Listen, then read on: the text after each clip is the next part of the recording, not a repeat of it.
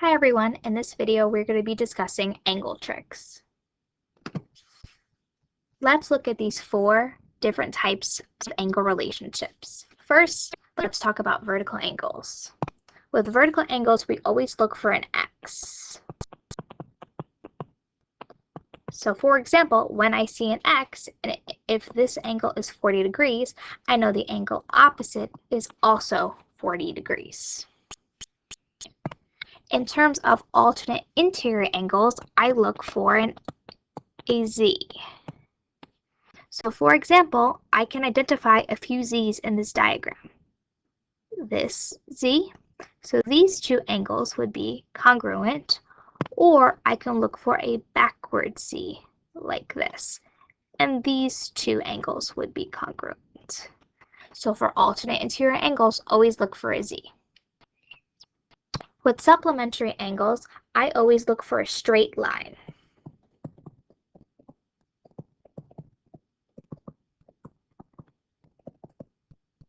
So here is my straight line, and I know that supplementary, I can turn the s into an 8, so it represents 180 degrees.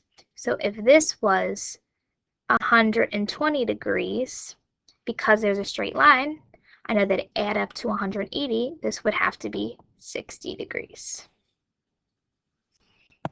And finally, with corresponding angles, I look to see if the angles are in the same position. So for example, this angle is in the same position as this angle. So corresponding angles mean same position.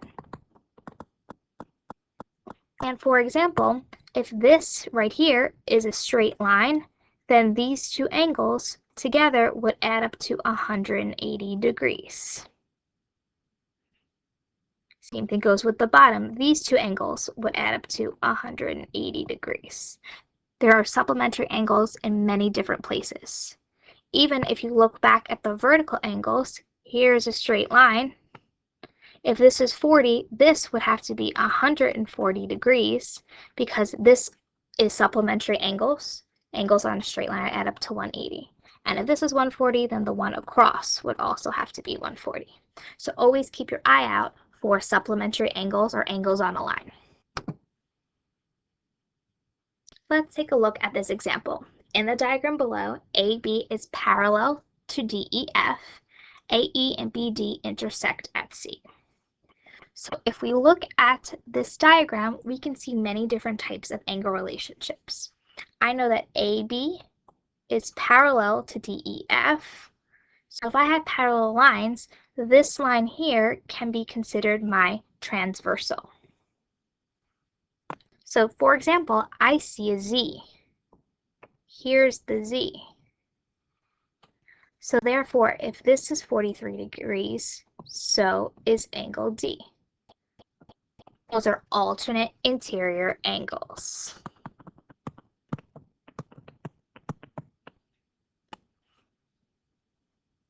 Then let's look at this 152. I see a straight line. So I know that these have to be supplementary angles. So I know that supplementary angles add up to 180. So 180 minus 152 gives me 28 degrees. So that angle has to be 28 degrees. Next, I notice a backwards Z, such as this. So if this is 28, this angle A also has to be 28. And then I see two triangles. I see this triangle that I'm outlining in yellow, and then this triangle that I'm outlining in purple. Remember that the interior angles of a triangle add up to 180, so I would have to add 43 plus 28 and subtract that from 180, and that would give me 109. Also, I have a big X right here, which would mean that these are vertical angles. So if 109 is here, 109 is also across.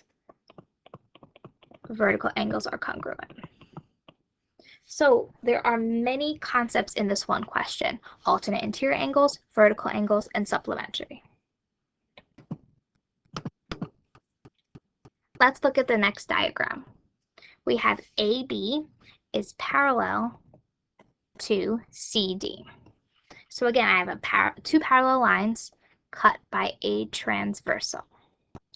So again, I should see many different angle relationships.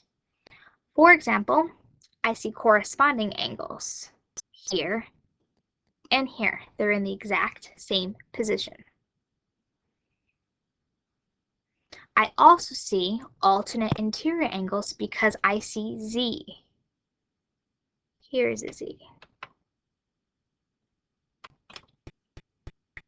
And I also see the opposite way.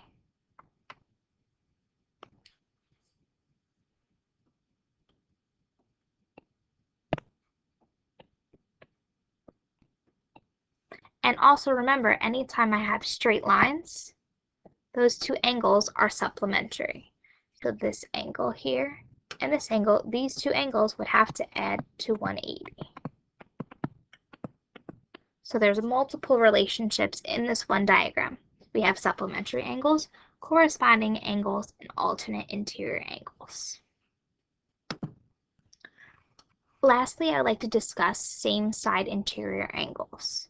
So remember, same-side interior angles are inside the two parallel lines, and they're on the same side of the transversal. So for example, angle 4 and angle 6, they add to 180 degrees. These are same side interior angles. Also, angle 3 and angle 5 are also same side interior angles. They're supplementary and therefore they add to 180 degrees. So don't forget all your different types of angle relationships within the diagram. Look for X's for vertical angles. Look for Z's for alternate interior angles. Look for corresponding angles that are in the same position. And finally, look for angles on a straight line that add up to 180 degrees. Hope that's helpful.